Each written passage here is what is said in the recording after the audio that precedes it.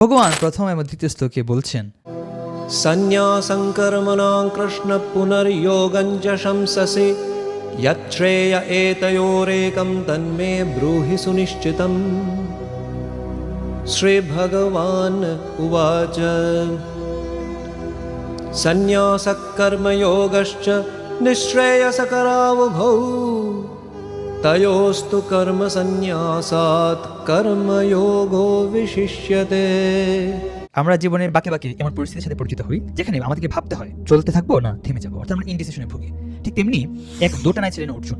তিনি ভগবানের কাছে জানতে চাইলেন, হে কৃষ্ণ, তুমি একদিকে বলছো যে নিষ্কাম কর্ম করতে, আবার বলছো আত্মজ্ঞান লাভই মুখের পথ, তাহলে আমি কোন পথে যাব, কোন পথে চলবো? কর্ম ত্যাগ করে সন্ন্যাস নিব না নিষ্কাম কর্মে লিপ্ত থাকবো? এই প্রশ্ন শুধু অর্জুনের না, আমাদের সবার। আধুনিক জীবনে যেমন একজন বাবা হয়তো সংসারের দায়িত্ব পালনের মাঝেও ভাবেন, আমি শুধু চাকরি করছি, আমার আত্মার যে উন্নতি তা কোথায়? অথবা একজন শিক্ষার্থী ভাবে, কেবল এবং কেবল প্রাতিষ্ঠানিক পড়াশোনায় কি আমার জীবনে উদ্দেশ্য হতে পারে, নাকি আধ্যাত্মিক অন্বেষণই আসল কথা? কারণ সে অনুভব করছে আমি যে সিস্টেমে আছি সেখানে এত বৈচিত্র্য, এত নিয়মতান্ত্রিক ভাবে সবকিছু চলছে, অ্যাটম থেকে শুরু করে মহাবিশ্ব ঘুরছে।